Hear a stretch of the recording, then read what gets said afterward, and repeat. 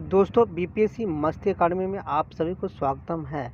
आप कैसे हो? हम समझते हो कि आप ठीक होंगे। मेरा वीडियो को सबसे पहले आप सब्सक्राइब करिए, उसके बाद वीडियो को घंटी को दबाइए ताकि आपका सबसे जब तक तोड़ेंगे नहीं, जब तक छोड़ेंगे नहीं। हम भी घंटा दबाना पड़ेगा, घंटा, तभी आपके पास नोटिफिकेशन जाएगा और वीडियो को मैं चलो देखते हैं आगे। बीपीएससी मस्ती अकाडमी में आप सभी को नमस्कार दोस्तों। इससे पहले हम लोग देख चुके थे, इसके बारे में कला एवं संस्कृति के बारे में हम पढ़ चुके थे, लेकिन उसका विश्लेषण अगर हम करते हैं तो विश्लेषण होगा कि कला एवं संस्कृति का विश्लेषण हम करते हैं। हम एक एक शब्द को तोड़ करके पढ़ेंगे। कैसे पढ़ेंगे? विश्लेषण करेंगे उसको और तोड़ को उसको पढ़ेंगे। तो कला एवं संस्कृति के बारे में पढ़े थे, जिसमें मौर्य कला। तो हम उसमें वक्त बताए थे कि मौर्य कला जो था हड़प्पा के बाद जो मौर्य कला था वो दो भागों में बटा था। एक दरबारी जिसको कहते हैं राजकीय कला, एक दरबारी था जिसको कहते हैं राजकीय कला, एक लोक कला, है ना। दरबारी या राजकीय कला होता था जो शहरों के यानी महलों के अंदर मैंने किया जाता था उत्कीर्ण, और लोक कला होता था जो बाहर किया जाता था, मेरे क्षेत्र के बाहर, है ना।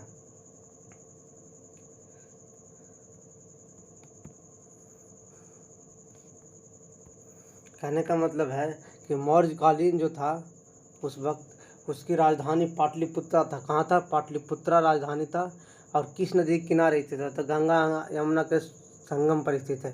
गंगा और सोन के संगम पर स्थित था। कौन? पाटलिपुत्रा।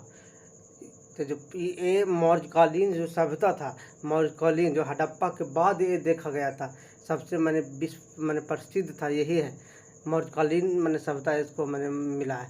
तो इसका राजधानी कहाँ था? पाटलिपुत्रा। और कहाँ? गंगा और सोन के संगम पर इसका राजधानी था। लेकिन किस पुस्तक में मिलता है? तो उस मौर्यकालीन एक कौटिल्य थे। कौन थे? कौटिल्य थे। उनकी पुस्तक था अर्थशास्त्र। कौन सा पुस्तक? ये अर्थशास्त्र में मिलता है। एक क्वेश्चन भी क्वेश्चन पूछते जाते हैं परीक्षा में दोस्तों। लेकिन इसी का वर्णन मेगास्थनीज जो विद्वान थे, उनका एक पुस्तक इंडिका है। उनका एक पुस्तक क्या है? इंडिका में भी इसका वर्णन किया गया है इनका। लेकिन जो पाटलिपुत्र शहर था वो उसको चारों ओर लकड़ी का दीवार बना हुआ है। चारों ओर लकड़ी का क्या बना हुआ था? घेरा बना हुआ था। जिस तरह से घेरा बना हुआ है, इस तरह से लकड़ी का दीवार बना हुआ है। किसका? लकड़ी का दीवार बना हुआ, और चारों ओर लकड़ी का दीवार बना हुआ, लेकिन चारों ओर खाई है जो 700 फीट कितना गहरा था। कितना था बताए थे? 700 फीट गहरा था। लेकिन मेगास्थनीज के और मूसा, कौन? मेगास्थनीज, मूसा, यानी जब मौर्यकालीन जो था, मौर्यकालीन बताए थे कि मौर्यकालीन जो था और मेगास्थनीज, कौन? मौर्यकालीन और मेगास्थनीज दोनों में सबसे ज़्यादा साम्राज्य बेहतर बताया था मेगास्थनीज ने। बताया था कि मूसा से बेहतर मौर्यकालीन मेगास्थनीज लिखा है पुस्तक में, इंडिका में लिखा है कि सबसे अच्छा पुस्तक मौर्यकालीन बेहतर जा रहा है। मौर्यकालीन सभ्यता जो है, मौर्यकालीन कहे का मतलब मौर्यकालीन लोक कला, मौर्यकालीन सभ्यता राजा परदादा वाला था, मूसा से बेस्ट है। कौन कहा था? मेगास्थनीज ने अपना इंडिका। मेगास्थनीज कौन कहा था? मेगास्थनीज कहा था अपना पुस्तक में। ठीक है। तो गंगा का मैदान था, मैदानी भाग में पाषाण का अभाव था। किसका अभाव था? पाषाण का अभाव था। लेकिन कास्ट लकड़ी प्रचुर मात्रा में गंगा के मैदान में मिलता था। गंगा के मैदान में कुछ मिलता था? लकड़ी प्रचुर मात्रा में उस वक्त मिलता था। इसके बारे में भी हम बताए हैं दोस्तों।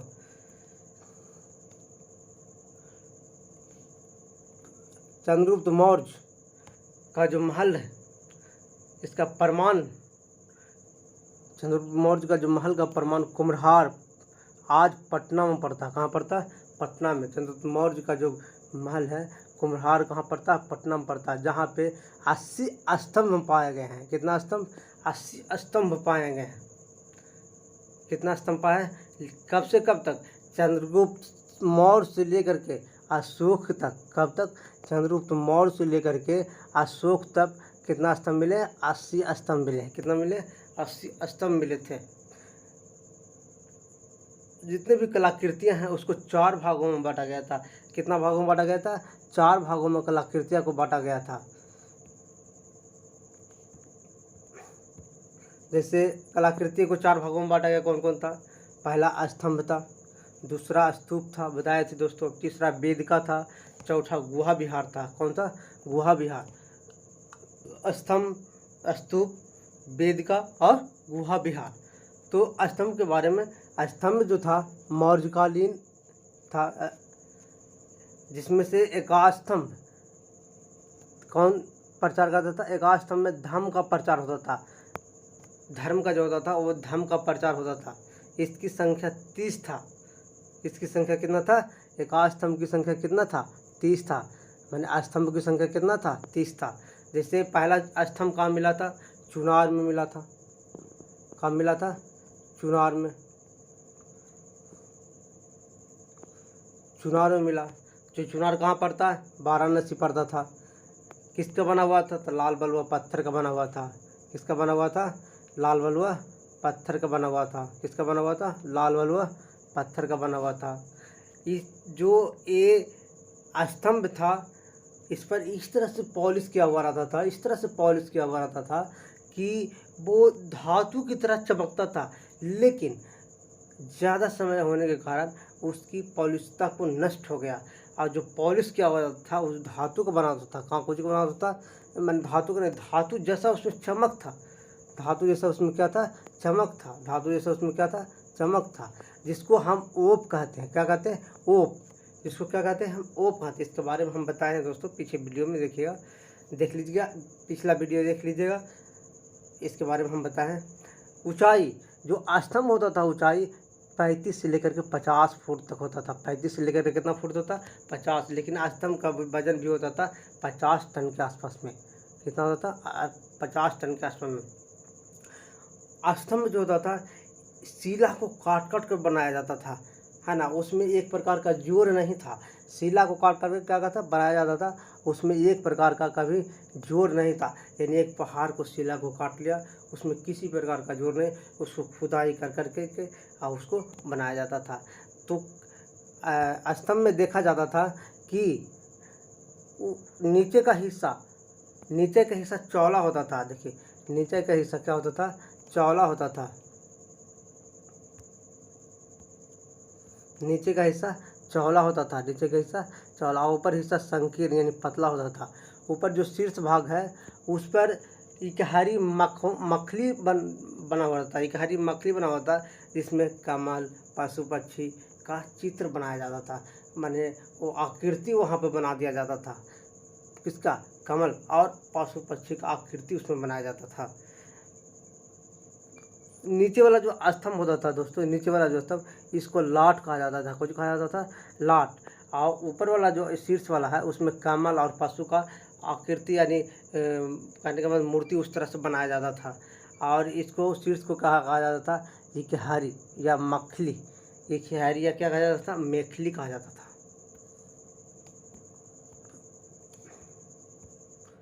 पर थे मौर्यकालीन महत्वपूर्ण स्तंभ कौन कौन है? जैसे लौरिया का नंदनगढ़ स्तंभ है। लौरिया का नंदनगढ़ का स्तंभ है, जो बहुत देखने में सुंदर था। कैसा था? बहुत अच्छा सुंदर स्तंभ था। ऊपर नीचे का मोटा होता था और ऊपर का पतला होता था। लेकिन ऊपर जो शीर्ष होता था उस पर सिंह का मूर्ति बनाया गया था। उसको क्या बनाया गया था? सिंह का मूर्ति बनाया गया था। नीचे मोटा और ऊपर हमेशा पतला होता था।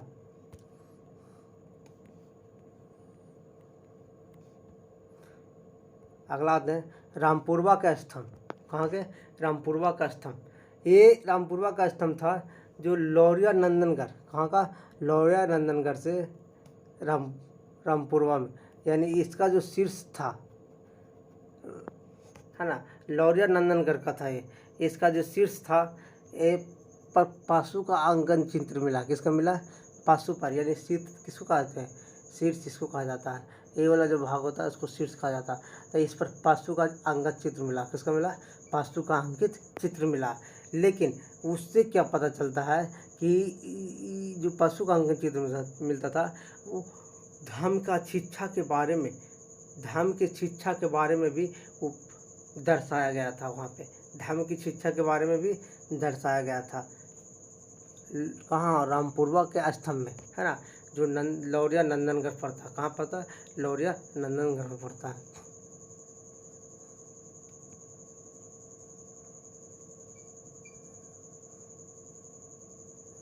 अब आते हैं दोस्तों दिल्ली की टोपरा का स्तंभ। कौन सा? दिल्ली का टोपरा का स्तंभ, उसके बारे में। ये इसको दिल्ली का जो टोपरा का स्तंभ है इसको फिरोज शाह की लाट के नाम से जाना जाता था। कौन? फिरोज शाह की लाट के नाम से भी जाना था। दिल्ली का जो टोपरा का स्तंभ है फिरोज शाह के लाट के नाम से जाना जाता था, है ना। टोपरा स्तंभ ये था दिल्ली। कहाँ से? यमुना से दिल्ली। यमुना से दिल्ली कौन लाया था? फिरोज शाह तुगलक लाया था। कौन लाया था? फिरोज शाह तुगलक लाया था यमुना से दिल्ली। कौन लाया था? फिरोज शाह तुगलक लाया था यमुना से दिल्ली। और जो कहाँ है? यमुना के बगल में एक टोपरा जगह जो अम्बाला जिला में पड़ता है। कहाँ पड़ता? अम्बाला जिला में। जो दिल्ली से कितना दूरी स्थित है? 90 माइल दूरी स्थित है अम्बाला जिला। दिल्ली से 90 माइल दूरी स्थित है अम्बाला जिला। अम्बाला जिला के बगल में एक टोपरा जगह है, वहाँ पे यमुना नदी के किनारे से लाया गया था। फिरोज शाह तुगलक ने कहाँ लाया था? दिल्ली में। फिरोज शाह तुगलक ने कहाँ लाया था? दिल्ली में, इस स्तंभ को।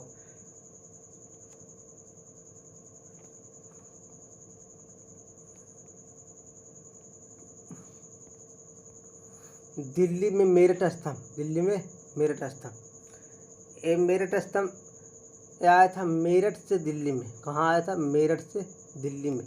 कौन लाया था? फिरोज शाह तुगलक लाया था। कौन लाया था? फिरोज शाह तुगलक ने। कब? 1713 से और 1719 ईस्वी में। कब लाया था? 1713 से 1719 ईस्वी में फिरोज शाह तुगलक लाया था। लेकिन इसको दिल्ली में मेरठ स्तंभ जो है, मेरठ का जो स्तंभ है फिरोज शाह तुगलक 1319 ईस्वी में लाया था। लेकिन फर्रुखाबाद के समय में ये क्या हुआ था? बारूद से ढहा फा गया था, बारूद से ध्वस्त हो गया था। बारूद से क्या हो गया था? ध्वस्त हो गया। लेकिन पुनः इसे बनाया गया था। पुनः इसे क्या बनाया गया था? पुनः इसे फिर बनाया गया था। लौरिया अरराज स्तंभ ये बिहार के चंपारण जिला में स्थित है। बिहार के कहाँ जिला में स्थित है? चंपारण जिला में स्थित है। पूछता दोस्तों ये वाला लौरिया राज स्तंभ बिहार के कहाँ जिला? चंपारण जिला में स्थित है।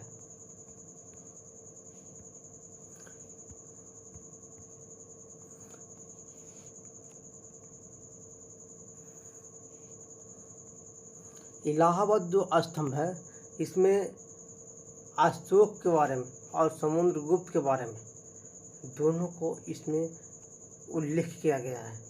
दोनों का इसका प्रमाण मिला है इलाहाबाद स्तंभ में। किसका किसका? अशोक को भी और समुद्रगुप्त को भी प्रमाण मिला है। रुमनदेई स्तंभ। रुमनदेई जो पड़ता है नेपाल का एक जगह है। नेपाल का क्या? एक जगह है रुमनदेई। जहाँ रुमनदेई में कहा गया यहाँ पे बुद्ध का जन्म हुआ था। किसका जन्म हुआ था? बुद्ध का जन्म हुआ था।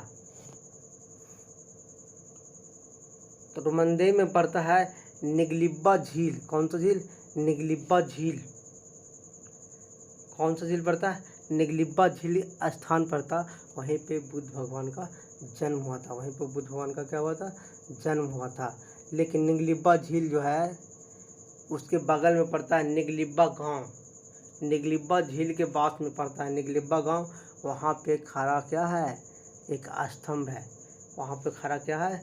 स्तंभ है जिसको मरम्मत किए थे कनक मुनि ने। किसको मरम्मत किए थे? कनक मुनि ने। स्तूप कहा जाता है कि स्तूप महात्मा बुद्ध को महात्मा बुद्ध जब इनकी मृत्यु हो गया था तब इनका महापरिनिर्वाण हुआ। मृत्यु महापरिनिर्वाण कहा जाता है, मृत्यु को क्या कहा जाता है, महापरिनिर्वाण को। लेकिन इनके शरीर को, महात्मा बुद्ध के शरीर को 8 भागों में बांटा गया। महात्मा बुद्ध के शरीर के अवशेषों को 8 भागों में बांटा गया और 8 स्तूप का भी निर्माण किया गया। किसका? 8 भाग में बांट करके इसको 8 स्तूपों का निर्माण किया गया।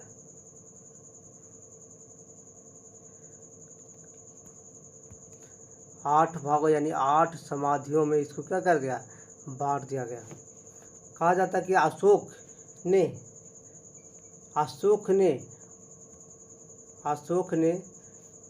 स्तूप को 84,000 स्तूप अपने शासनकाल में बनाया था। कितना स्तूप बनाया था? 84,000 स्तूप बनाया था। ये भी बताएं दोस्तों, अशोक का जो स्तूप बनाया था कितना बनाया था? 84,000 स्तूप बनाया था। जिसमें से प्रसिद्ध है बिहार का में भी है, वैशाली में भी कुछ है, गया में भी कुछ है, इसका प्रमाण मिला है। अब आते हैं वेदिका। वेदिका जो होता है स्तूप के चारों ओर होता है। वेदिका स्तूप के चारों ओर बना आकृति होता है, जो बोध गया में हमें देखने को मिलता है। कहाँ मिलता है? बोध गया में इसका अवशेष को देखने को मिलता है। बोध गया में इसका अवशेष को देखने को मिलता है। बोध गया में इसके चारों ओर आकृति यानी घेरा हुआ रहता है। पाटलिपुत्रा में भी इसको देखने को मिलता है वेदिका को, जो 3 वेदिका पाटलिपुत्रा में है, पॉलिश किया हुआ रहता है।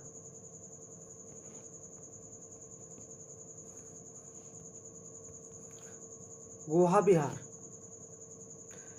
मौर्य काल में गुहा विहार बनाया जाता था। जो आजीविकों रहते थे ना, आजीविकों के रहने के लिए पहाड़ को अंदर से खोद करके गुफा बनाया जाता था, उसी को गुहा विहार कहा जाता है।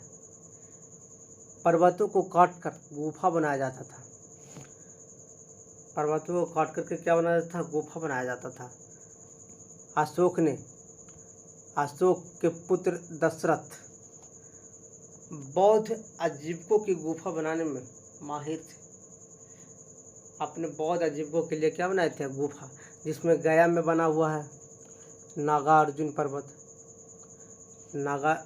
नागार्जुनी पर्वत पर बराबर में बना हुआ है 4 गुफाएं बना हुआ है, जो पत्थर क्या है? काट करके, एक ही पत्थर को काट करके नीचे से बनाया जाता था खोह के रूप में।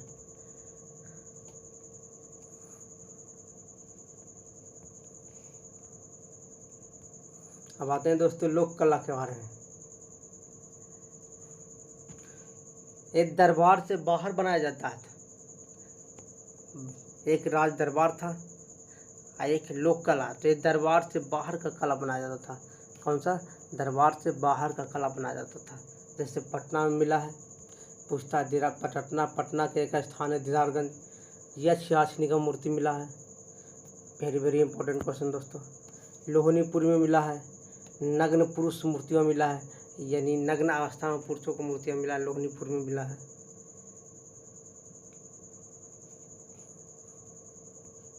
आगे आते हैं कुम्हार में जो जैन शैली से संबंधित मिला है, पशु पक्षी तथा नर नारियों का भी चित्र मिला है। पशु पक्षी तथा नर नारियों का चित्र मिला कहाँ से? कुम्हार में मिला है। पशु पक्षी तथा नर नारियों का चित्र मिला कहाँ? कुम्हार में मिला। पशु पक्षी तथा नर नारियों का चित्र कहाँ मिला? कुम्हार में मिला है। आते हैं मौर्य काल के जो कलाकृतियाँ मूर्तियाँ हैं। मौर्य काल की जो मूर्तियाँ हैं बताए थे, एक साहित्य था, एक पुरातात्विक था। यानी साहित्य के मतलब लिखित, और एक खुदाई से प्राप्त किए अवशेषों का आधार पर प्राप्त होता था। लिखित था, एक खुदाई के अवशेषों का आधार पर प्राप्त था। जैसे कौटिल्य ने लिखा था अर्थशास्त्र, उसके बारे में लिखा गया था। और पुरातात्विक का मतलब होता है जो खुदाई से प्राप्त मूर्तियाँ, जिसमें मिला था पॉलिश किया हुआ मूर्तियाँ, गंधार और मथुरा शैली से संबंधित है, उसी वक्त बना था। अशोक की लाट पॉलिश जो होता था, अशोक की लाट जो होता था वो पॉलिश जो होता था उस शीशे की तरह एक प्रकार का चमकता था। कैसा? शीशे की तरह चमकता था। अशोक की लाट जो पॉलिश किया होता था उस शीशे की तरह क्या होता था? चमकता था। मौर्यकालीन जो पत्थर प्लस मिट्टी से, पत्थर प्लस मिट्टी और धातु का, यानी कहने का मतलब मौर्यकालीन में पत्थर प्लस मिट्टी का प्रमाण मिला लेकिन धातु का प्रमाण नहीं मिला है। मूर्तियाँ जो बनाया जाता था पशु पक्षी खिलौना और मानव का भी प्रमाण मिला है। मानव का भी मूर्ति मिला है, खिलौना का मिला है, पशु पक्षी का मिला है। मूर्तियों को कैसे बनाया जाता था? चिपकपवा विधि से बनाया जाता था। सांचे में चुटकी चुटकी लेकर के ढाला जाता था। छोटा छोटा लेकर के एक सांचे में ढाला जाता था।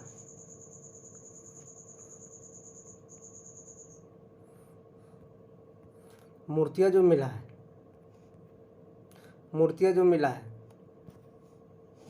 लाल बलुआ पत्थर का मिला है। अब पारखम जो है ये भी एक प्रकार का पत्थर है जो उत्तर प्रदेश में पाया जाता है। कहाँ? उत्तर प्रदेश में। यक्ष की मूर्तियाँ, किसका? यक्ष का मूर्तियाँ मिला। कहाँ से यक्ष का मूर्तियाँ मिला? यक्ष याक्षिणी की मूर्तियाँ जो मिला है दीदारगंज से। तो कहाँ? लाल पत्थर का बना हुआ था। किसका बना हुआ था? लाल पत्थर का बना हुआ था। पाटलिपुत्रा, वैशाली, तक्षशिला, मथुरा, कौशाम्बी और सारनाथ में भी मूर्तियों का प्रमाण मिला है। कहाँ? पाटलिपुत्रा में मिला है, वैशाली में मिला है, तक्षशिला में मिला है, मथुरा में मिला है, कौशाम्बी में मिला है और सारनाथ में मिला है। पारखम जो पड़ता था पत्थर जो है उत्तर प्रदेश में है। कहाँ? उत्तर प्रदेश में। लेकिन यक्ष की मूर्तियाँ जो कितना फीट लंबा था? 7 फीट लंबा था। यक्ष की मूर्तियाँ कितना फीट लंबा था? 7 फीट लंबा था।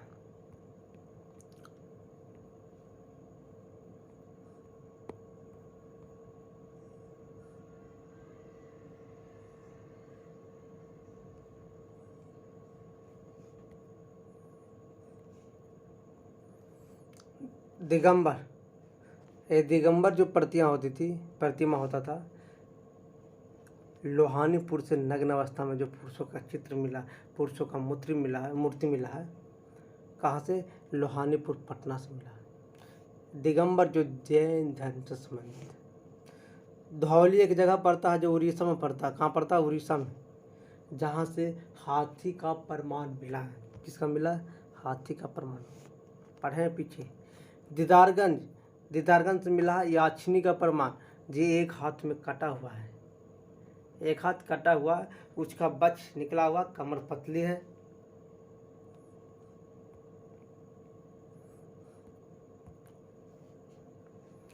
अब आते हैं दोस्तों सारनाथ में स्थित अशोक स्तंभ है जो नीचे से क्या है? मोटा है और ऊपर क्या है? पतला है। ऊपर में 4 सिंह का चित्र बनाया है, 4 सिंह का आकृति ढाला गया है। नीचे का स्तर को बलरी आकृति कहा जाता है। क्या कहा जाता है? बलरी आकृति।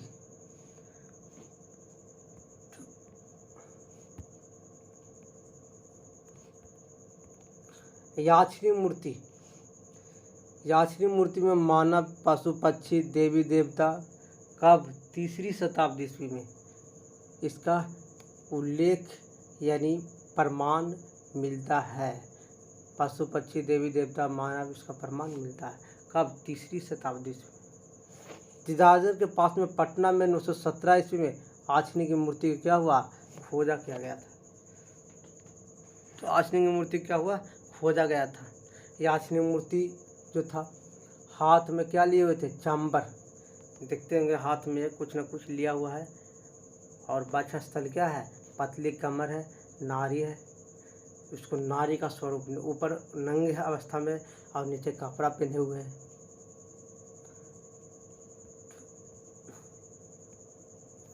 वस्त्रहीन और नीचे साड़ी पहने हुए हैं।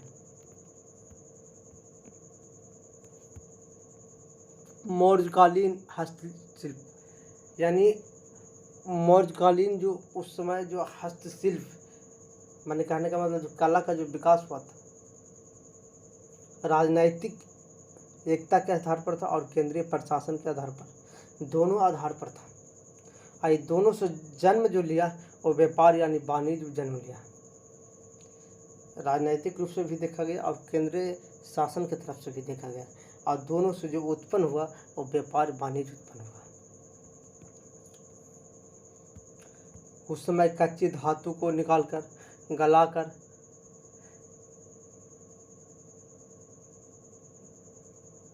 परिवर्तित कर दूसरे धातु बनाने का भी प्रमाण मिला है, गलाकर, है ना।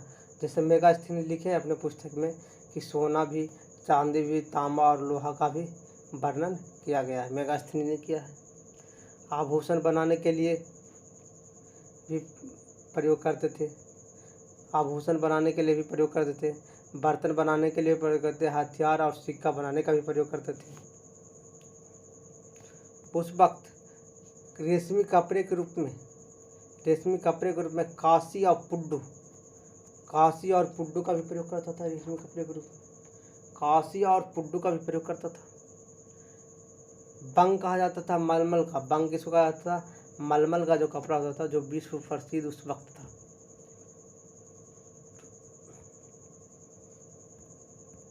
छोम रेशमी वस्त्र को कहा जाता था। हाथी दांत का भी प्रयोग किया गया था, मिट्टी का भी प्रयोग किया गया था। मौर्यकालीन में जो प्रमाण मिला है मृदभांड का, किसका प्रमाण मिला है? मृदभांड का प्रमाण, जो काले ओपेदार मिट्टी का बना हुआ था। किसका बना हुआ था? मृदभांड काली ओपेदार मिट्टी का बना हुआ था। इसको प्रयोग करते थे बड़े बड़े लोग करते थे, विशेष लोग करते थे, पैसा वाला लोग करते थे उस वक्त। मृदभांड का प्रयोग कौन करते थे? पैसा वाला लोग करते थे इसको। तो आज का एपिसोड यहीं तक है दोस्तों। इसका पहले मैं बता चुका हूँ और उसका आज विश्लेषण है, आप इसको देखना ना भूलिएगा। अगर मेरा वीडियो अच्छा लगे तो लाइक शेयर सब्सक्राइब ज़रूर करिएगा। अगर आप जितना सब्सक्राइब करते हैं सबसे पहले नोटिफिकेशन आपके पास जाता है, और वो नोटिफिकेशन अगर कोई भी वीडियो हम बनाते हैं तो आपके पास वो जल्द से जल्द नोटिफिकेशन चला जाता है। तो आप मेरा वीडियो को स्किप मत करिएगा दोस्तों, पूरी तरह से देखिएगा। Thank you.